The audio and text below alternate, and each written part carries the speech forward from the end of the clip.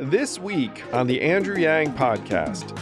The American safety net is about to be tested and about to become even more important than it ever has been. The safety net is kind of two parts. It's the funding, like the money behind it, which is controlled by policy, and that's what all the headlines generally tend to be about.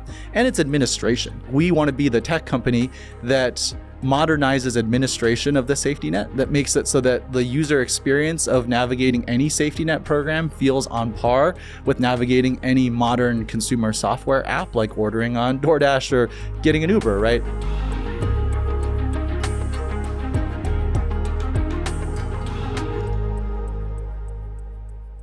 It is my pleasure to welcome to the podcast one of the great unsung heroes of business, the founder and CEO of Propel, which we'll hear about, Jimmy Chen. Thank you so much for having me, Andrew. You kidding, Jimmy? Thanks for taking the time from alleviating poverty. And some people here think that I want to alleviate poverty, which I totally do. I've run around trying to do so and occasionally having, some achievements, but you've been doing the real thing now for a number of years, and I can't wait for people to hear about it. People can look at us and think, oh, these two guys seem like they have a lot in common. I don't know. People think that. I have no idea. But did you grow up, or what part of the U.S. did you grow up in, or did you come over as an immigrant? Came over as an immigrant from China when I was 4 years old. My parents and I settled in Kansas City, so that's where I grew up and spent most of my childhood. So Kansas City, you grew up I have actually been to Kansas City, and it's a perfectly pleasant, fun environment. Does this make you a Chiefs fan? Yeah. I think it makes me a lifelong Kansas City sports fan of all types. Okay, so then you come of age in Kansas City. You were, I'm going to just, ruin some things for people, but I'm sure you were the smart kid in high school because you wound up going out west to Stanford for school. Yeah, that's right. And I had a fantastic childhood in Kansas City. Really loved it there and had a great household that I grew up in with my parents. I think similar to a lot of immigrants, we came to the United States without a lot of resources, without a lot of money, without knowing anybody. And so parents kind of worked their way up from starting off like working in restaurants. My dad worked in the construction industry, stuff like that. And so had a happy childhood, but one where money was just always tight. And so so that's very different than my sitch, because my parents met as graduate students at Berkeley. And so then my dad was a lab geek. My mom worked for a university. Your family, it sounds like, was much more hard pressed. Why did they choose Kansas City? Coincidentally, kind of. My dad's grad school had an exchange program with the University of Missouri, Kansas City. And so they were looking for a place to live in America outside of China at the time, and that's where we landed. All right. So you actually did have some experience with financial deprivation. In my case, I will say that most of the deprivation I got was psychic and emotional. Love you, Mom. But in your case, you actually had some direct experience. You got to Stanford, which I'm going to say is a very abundant environment. Totally. You wind up working at some name brand tech companies. But then you decide to try and build Propel as a company that's going to trying to address poverty. Yeah. I mean, it was, to me, Propel was sort of the culmination, or not the culmination, but the combination of the different kind of things that I had seen in my personal life, right? Growing up in a household where we had some financial needs, going to Stanford on a full financial needs scholarship, and then after Stanford, getting jobs in consumer technology. I mean, I think like many people at Stanford, I got really into technology, was entranced by this idea of like writing code, building websites and apps, like this cool thing in Silicon Valley happening at the time. I landed at a few different tech companies out of college, big social networks as they were scaling up, got to go through several of the IPOs of Silicon Valley and just learned a lot from a lot of smart people. And one of the things that I learned from those people is that there's kind of a conventional wisdom in Silicon Valley is to solve the problems that you personally experience. And I think that makes a ton of sense. If you're trying to start, a ride sharing company or an online dating company or even a B2B play that like solves some kind of business need that you as a business person have personally experienced. But one of the things I kept thinking about, especially later in my time in the Valley, was, hey, there are people who are using technology and using the internet very natively, but who may not have the means or the network to build the technology for their own needs. And so the internet was becoming more and more useful for people who were like me, people who knew how to code, who lived in San Francisco, who worked in the tech industry. And it was not becoming very useful for people like my parents as I was growing up, who grew up in, we were living in the middle of the country and we didn't have a lot of money. And, for those very different types of needs, there are almost like two different internets, right? Of people who are building the Ubers and Airbnbs of the world versus people who are just trying to make it by on a day-to-day basis. Oh, this is a critique a lot of us have heard. It's like, hey, you guys are solving first world problems. You want that speedy food delivery in your San Francisco flat. We've now got several competing apps for that. But do we have anyone trying to make it so you can access your government benefits in a way that makes sense, which is the idea for Propel. So when did you start getting that idea, and when did you decide to actually take the leap and start the company? So I left my job at Facebook in 2014 to move out to Brooklyn to do a fellowship at a nonprofit called Blue Ridge Labs. Oh my gosh, I know those guys. You do? Go ahead. Yeah, that's fantastic. It's a key part of my story. I didn't know what I wanted to build. I knew I wanted to do something around these theories, but I didn't know what specifically it was going to turn into.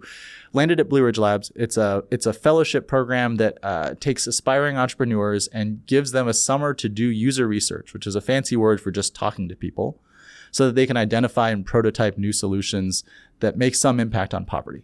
So we're building software for low-income Americans and doing it through just talking to people a lot, trying stuff, putting software in people's hands and seeing what works and what doesn't. I just want to press on this for a second. So this is like a fairly dramatic professional juncture, because you are in Silicon Valley, part of these megacorps, making a lot of money, getting various stock options. The way they stage it is like you stay longer, you get more. And then you unplugged and said, you know what, I'm going to go do this fellowship program in Brooklyn that I'm sure was not super lucrative at all. It's like, I'm going to do user research on a problem for the poor. And I want to press on this because one of the ethos behind Silicon Valley is to build things that are going to improve the world. But very, very few people make the decision that you did. I mean, were there people around you like, yo, like, what's that about? Or did you have, it sounds like your parents might have been down, but maybe they weren't down? They were. No, and it is like recognizing that as an unconventional path for an Asian person to take in America, and with parents who definitely had kind of the traditional mindset around like have stability in your career, prioritize having financial resources first, right? And I'm incredibly fortunate that in my time in the tech industry was able to make enough personal savings, and it was definitely not a ton of money, but enough personal savings that my parents were like not worried about me not having a roof over my head when I was starting my own company. And the way I thought about it at the time was like, hey, this is something that I really believe in. And yes, it's a big risk, but when better is it going to be for me to take a risk, right? At the time I was 26 years old, like didn't have kids or a partner. It was just sort of... that's what I said when I started a company when I was 25. It's like, I don't have anything tying me down. Why am I acting like I have all these obligations? I don't even have a girlfriend. Right. Did you have a girlfriend? I did have a girlfriend at the time who I broke up with to move out here to start the company. That's what I'm talking about. Yeah. Anyway, so and now people should know, fast forward again, that you're now happily married with a second child on the way. Yeah. Living in Brooklyn. So everything worked out. So you're 26 and you start talking to people about how the internet could be improved for them. So what did you find out? Well, I just learned a ton about how people spent their days, and started to like just, the way that I sort of approached those conversations was just trying to be curious and to poke at things that I felt like I didn't fully understand or that I didn't have personal experience with. And one of the things that I heard time and again was the amount of time and energy people spent navigating the social safety net. Yeah. Heck yeah, man. And it struck me that like that's one of the things that is different between like how a low-income family might spend their time versus a medium or high-income family. Just like by definition, the social safety net in the United States is generally available to people who are lower income, but not to people that are middle or high income. And so people talk about, the common complaint is like, hey, the DMV like sucks to stand in line and use the website and things like that. But people of all economic spectrums have to use the DMV, right? Only people that are low income know what it's like to apply for the food stamp program or to navigate Medicaid.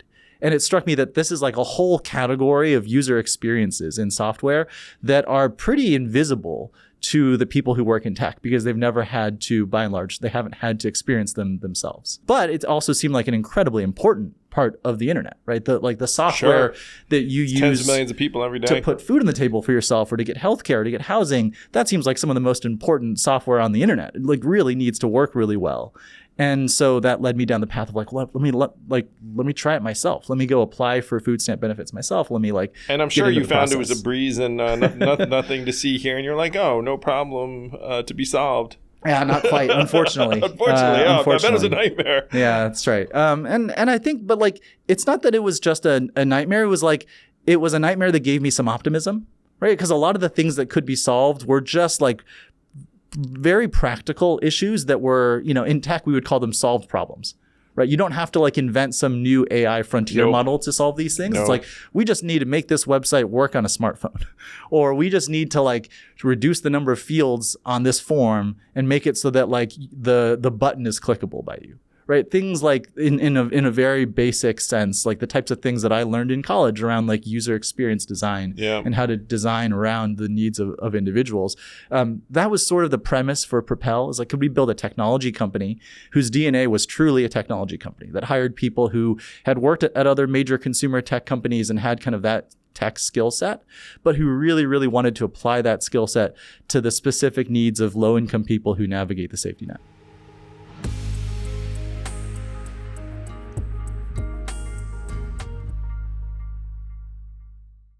Summer is here, everyone, and where do you not necessarily want to be? Slaving over a hot stove cooking food. That's where Factor comes in. Factor's chef-crafted, dietitian-approved meals are ready to eat. Just heat them up in a few minutes, and you will be eating fresh, healthy food in no time. I'm not much of a cook. I enjoy getting my meals. It takes a lot of consideration, and I don't like to think very much. There are a number of things I don't like to do. And when you get a Factor meal, you know it's going to be tasty, healthy. My favorite is the horseradish encrusted chicken. And I have to say, you can tell the meals are healthy even as they taste great. You know that sweet spot? That's what these meals hit. Get started at factormeals.com/yang50off and use code yang50off to get 50% off plus free shipping on your first box. That's code yang50off at factormeals.com/yang50off for 50% off plus free shipping. factormeals.com/yang50off.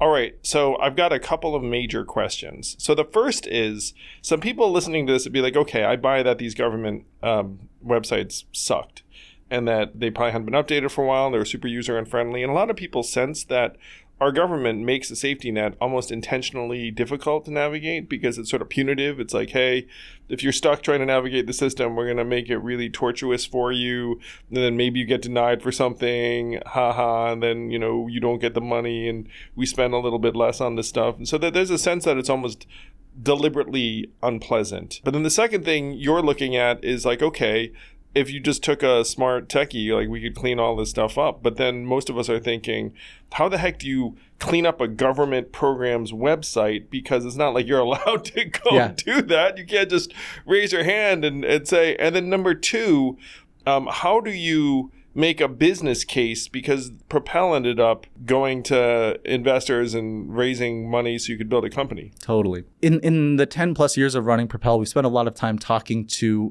public servants at the state level, at the federal level, at the local level, who run a lot of these safety net programs. It's really God bless them, right? Because of the work that they've done.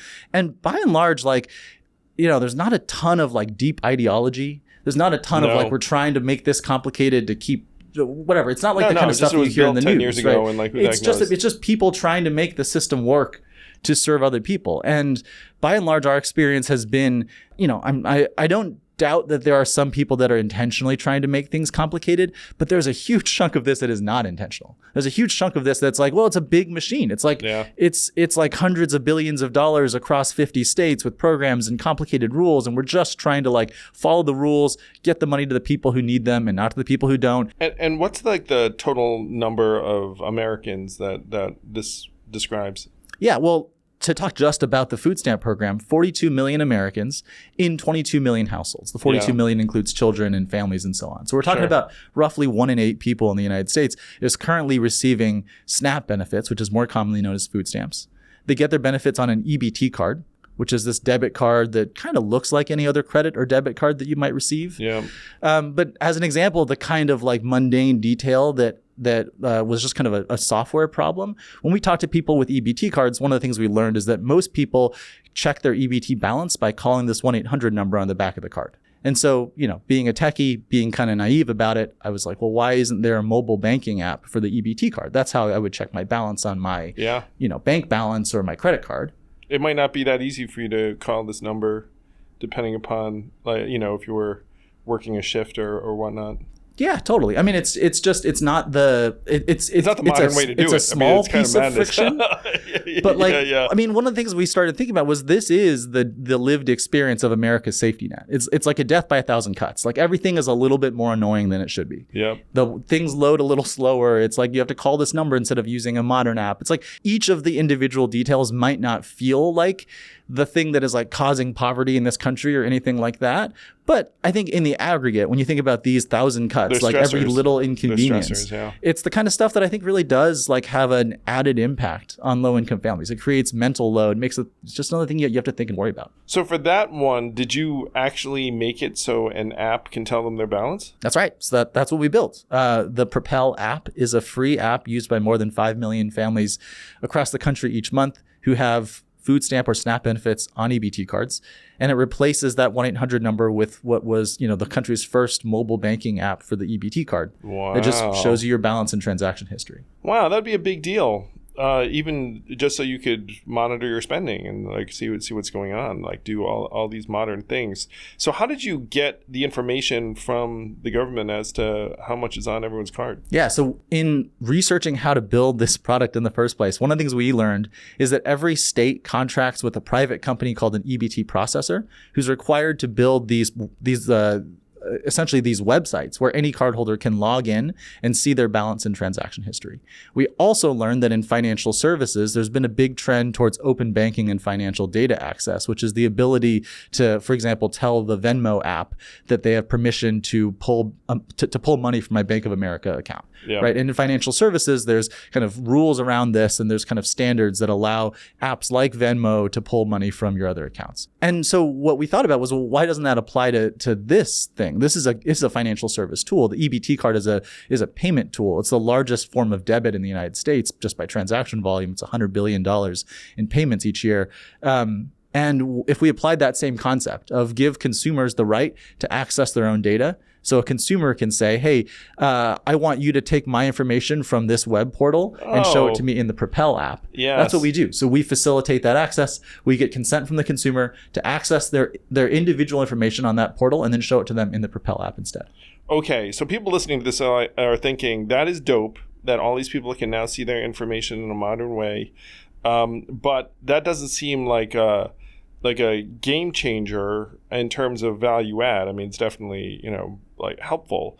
But what you've done with Propel is you've actually tried to address different needs where today there are even people doing things like finding jobs and achieving various financial goals via Propel. Yeah. I think of EBT balance and the need to check your balance as the hook. It's the reason why people download the app. That makes sense. It's like, I'm going to definitely download this app so I can see my balance. Well, it is probably the most common interaction that Americans who use the safety net have with the safety net is checking their EBT balance. That makes total sense. Right. It's more frequent than anything you would do at Medicaid. It's more frequent than anything you do in Social Security. It is a, multiple times a week action because that's how often people buy food and think about how much money they have left for food.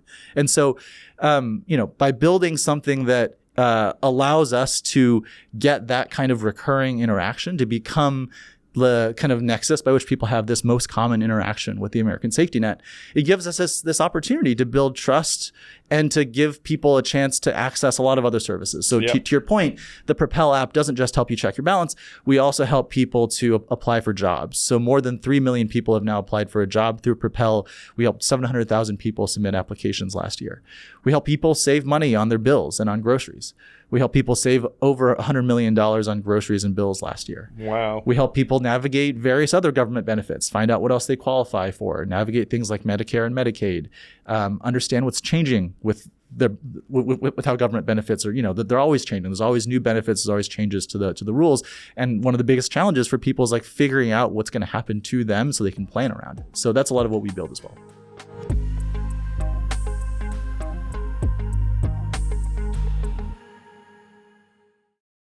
This podcast is sponsored by Helix Sleep. I've always been someone who figured, you know what, if I'm going to spend up to a third of my life sleeping, maybe I should invest in a nice mattress. And Helix Sleep has taken my household by storm. It's the best mattress in the house, according to my boys, and was not even made with them in mind. Why? Because I took the freaking sleep quiz. They matched me with the Helix Dawn Firm mattress, and wow. And I gotta say, Helix Sleep has helped me sleep better, and somehow my kids sleep better too. It's the mattress that will actually be a difference maker, and if it doesn't fit your bill, then you can just send it right back. I wanted to partner with Helix because I actually use this mattress, and I genuinely believe in it. Go to helixsleep.com/yang for 27% off site-wide, exclusive for listeners of the Andrew Yang podcast. That's helixsleep.com/yang for 27% off site-wide. Make sure you enter our show name after checkout so they know we sent you. helixsleep.com/yang.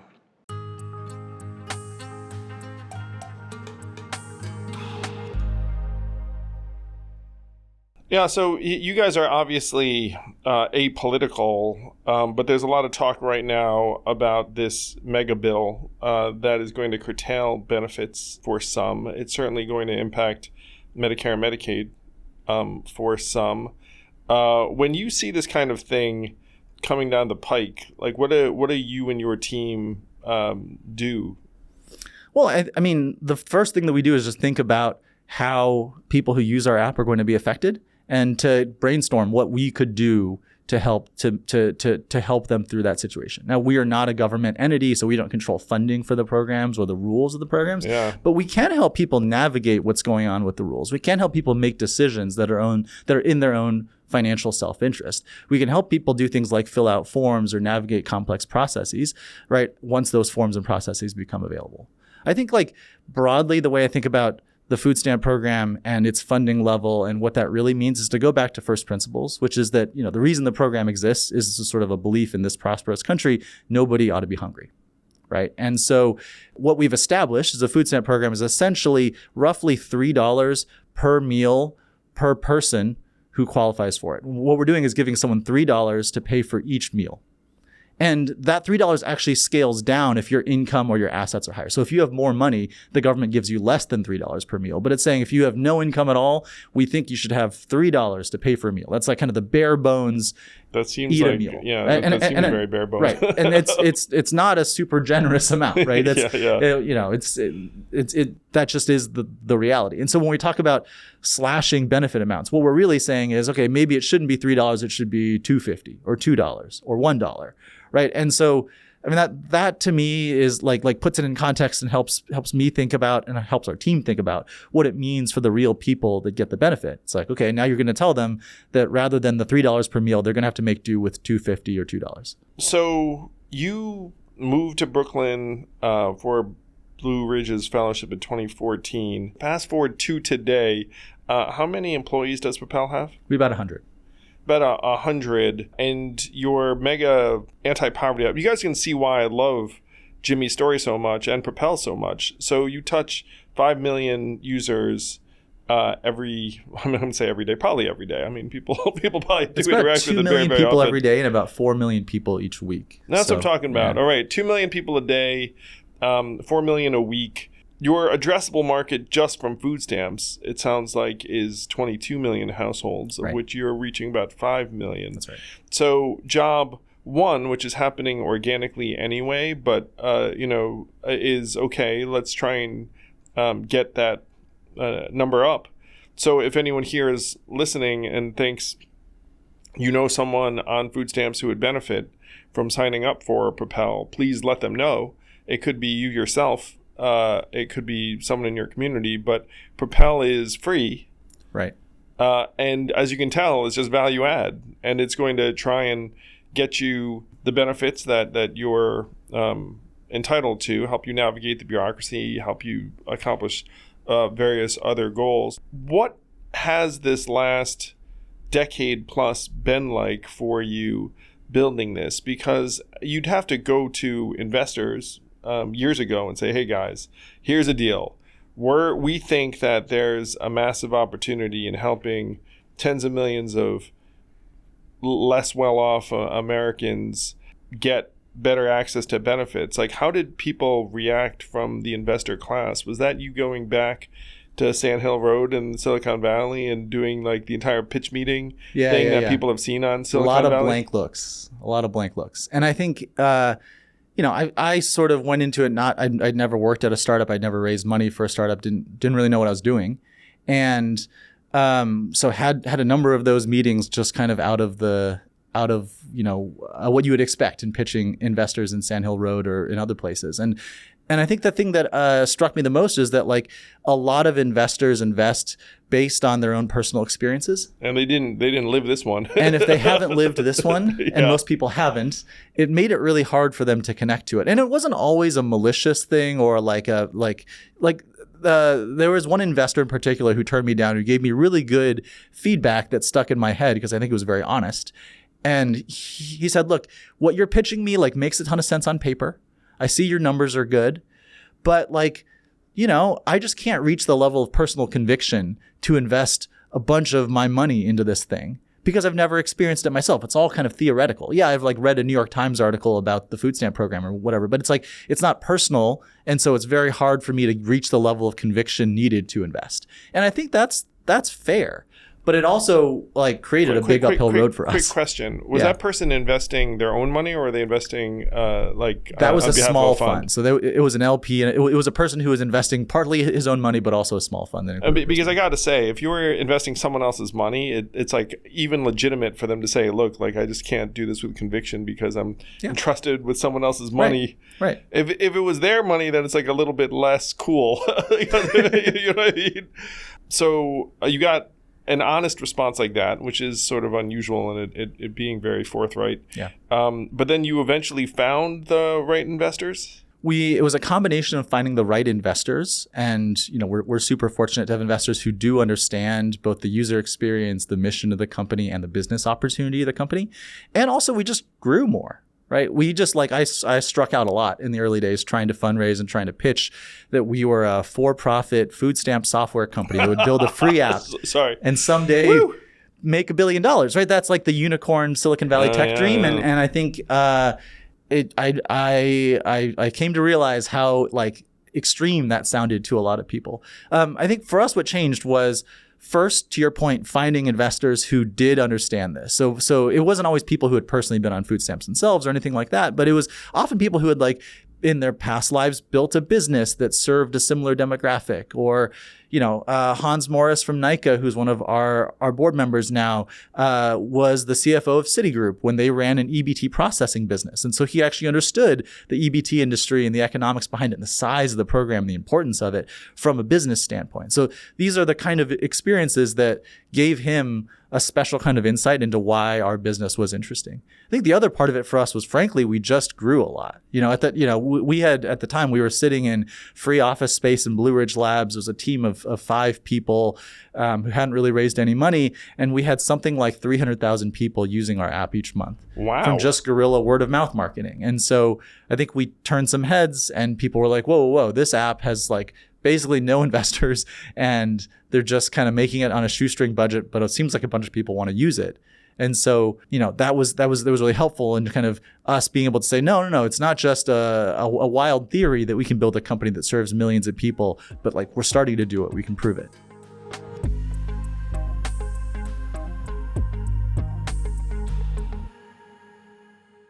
Thank you, listeners. Please make sure to like and subscribe. And if you have any questions, send them to mailbag@andrewyang.com. And We'll do our best to answer them. Thank you. Do you order food at home? Do you live in the Northeast? Have you tried Wonder? If you haven't, you are missing out. My friend Mark Laurie has started a company that is optimized for food delivered fast, fresh, and delicious to your home.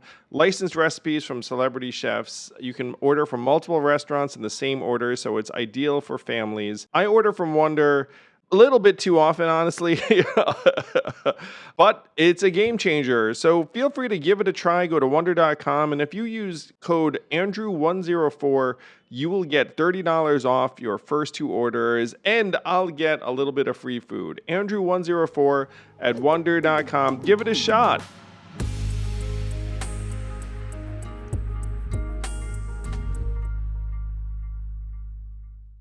Wow, that's really uplifting that you managed to get proof of concept in that way. How did you get those first few 100,000 users?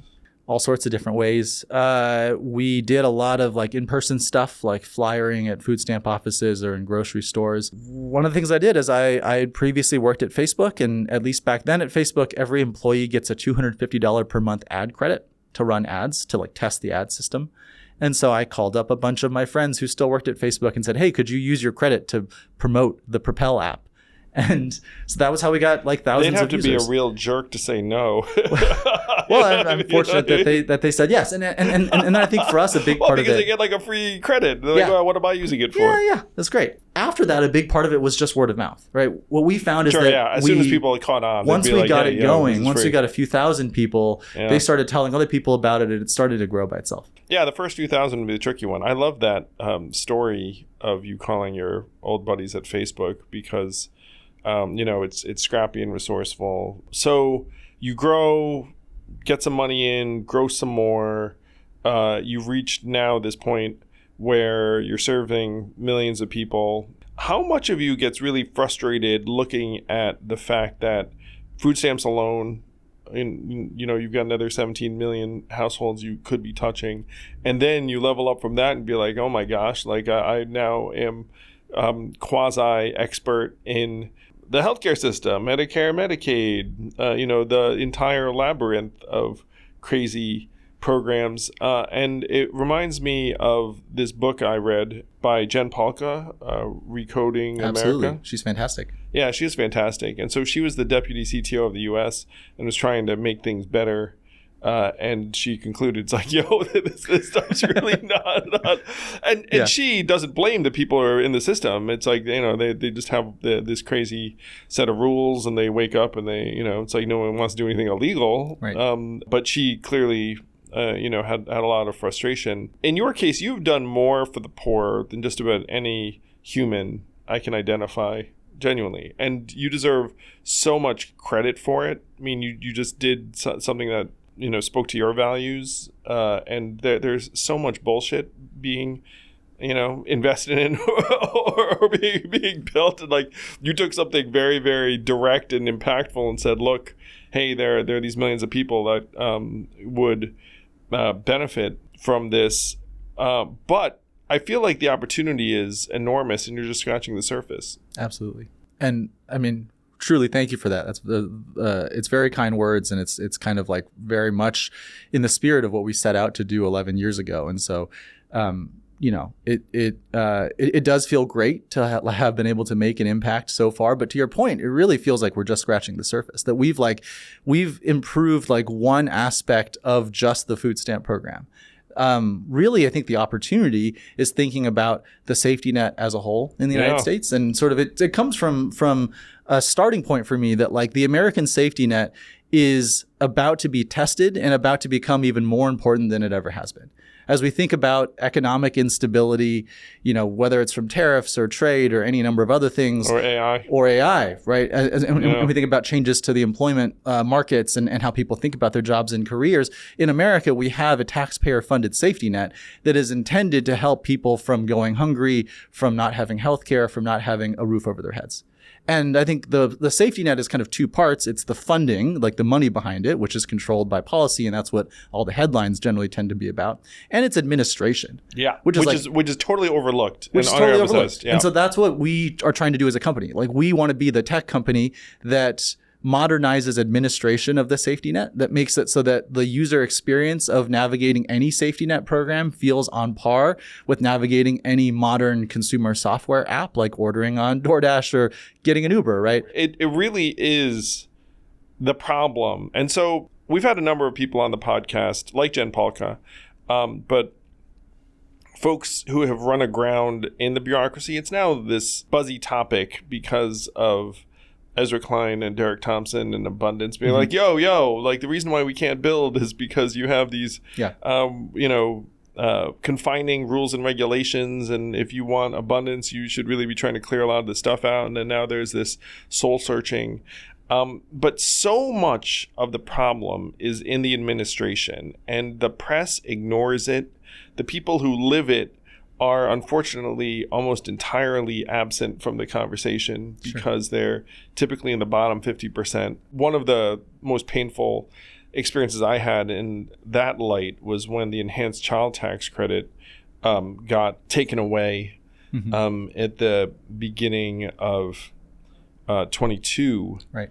And you saw child poverty go from 5% to 11%. It was 11% that went down to 5%. Right. Yeah. And for then 6 months during those monthly payments, we saw what it could have been, right? We saw what it could have been. It was so obvious. And like 130 economists said, hey, this is the best anti-poverty thing we've ever done and we should keep doing it. Right.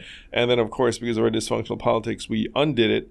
And I remember that first missed payment date, which was, I believe, January 15th, 2022 is when they were, had been getting these monthly checks, and then they stopped getting these monthly checks. Right. And then you wait to see, is there going to be any protest, outcry, folks showing up at their members' offices being like, yo, what happened to that money? And there was nothing because the people who were in the bottom 30-40% of the population don't have the awareness, bandwidth, ability to identify what the proper place to go or a person to call would even be.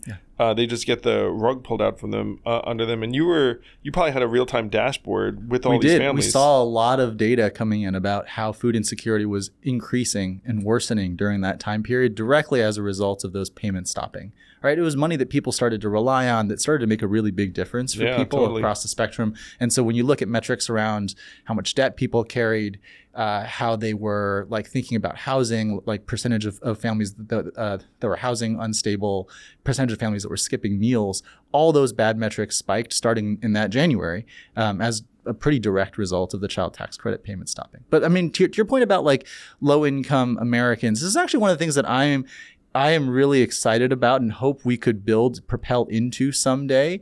This idea that like, could we organize low income Americans as a voting bloc?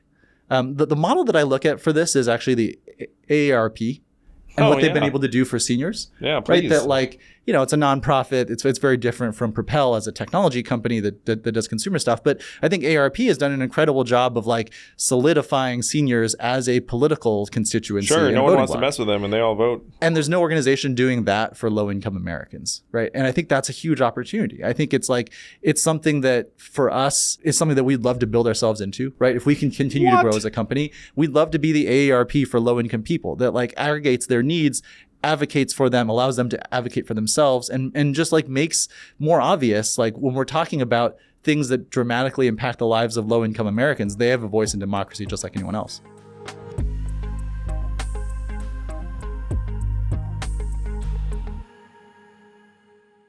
This podcast is sponsored by ExpressVPN. How did you choose which internet service provider to use? The sad thing is, most of us didn't have much of a choice because ISPs operate a lot like monopolies in the regions that they serve. They then use this monopoly position to take advantage of customers, and yes, they even sell your data, your activities to advertisers and big tech companies, and you don't see a dime. That's why I protect my internet surfing and devices with ExpressVPN. When you use ExpressVPN, it's like a magic portal to a perfectly safe and anonymous internet. And don't take my word for it. This is the #1 VPN service according to CNET. It's used by major companies all over the world. So stop handing over your personal data to ISPs and other tech companies who then mine your activity and sell off your information. Protect yourself with a VPN I trust to keep my privacy online. Visit expressvpn.com/yang. That's EXPRESS VPN.com/yang to get 3 extra months free. Go to expressvpn.com/yang right now to learn more.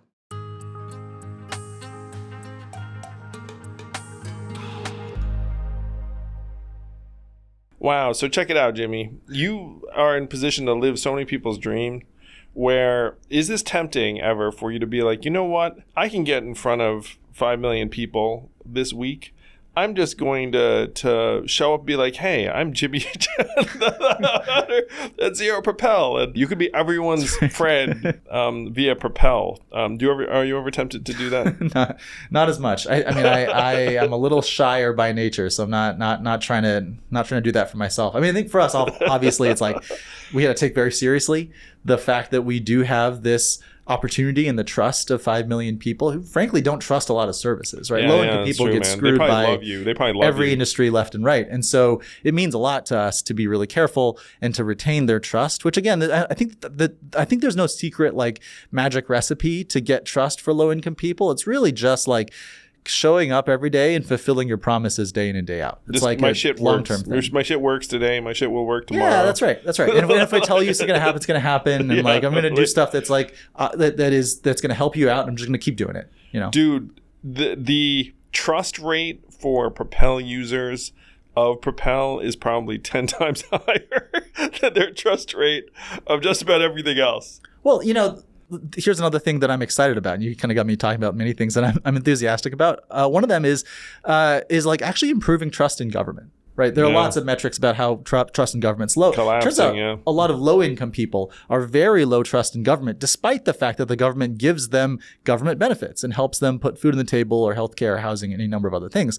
And I think in large part, that's because, again, the administration of the programs makes it very difficult to trust the government. Sure. How do you trust the entity if like... I talked to hundreds of Americans when I was running where they live in fear of having their benefits taken away. So it's like that kind of thing. Like there's not a lot of assurance. And so I think like fixing administration of benefits, this kind of mundane technical thing about making websites and apps work better. And again, Propel is not the only company working on administration of benefits. Lots of other great companies are doing this work as well. They all suck compared to Propel. Well, I think if collectively we can be successful, then I think it could have real ramifications on how much low-income people trust the government and how much they want to participate. 1,000%, man. I mean, like, you know, like again, as someone who's talked to thousands of Americans myself, walking around, like they just don't trust government's ability to deliver. Yeah. And so if you improve administration and people's experience day to day, then they're like, oh, okay, like maybe you guys can do something about healthcare or whatever it is. But like now the trust is so low. Right.